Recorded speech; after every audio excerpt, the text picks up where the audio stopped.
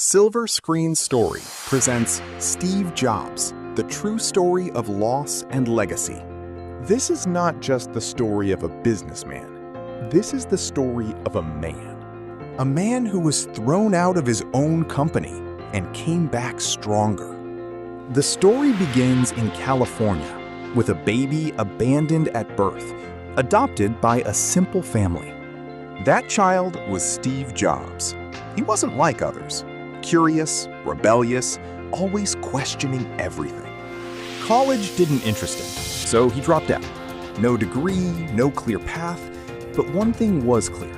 He wanted to create something different, something meaningful. In a small garage with his friend Steve Wozniak, he started building computers.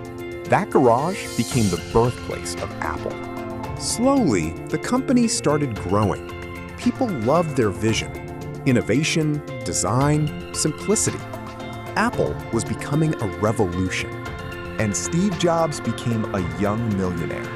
Everything seemed perfect, until one day, everything collapsed.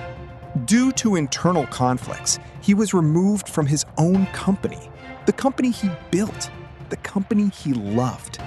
In one moment, he lost everything. Anyone else would have quit, but not Steve Jobs. Instead of giving up, he started again.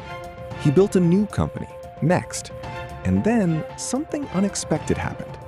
He invested in a small animation studio.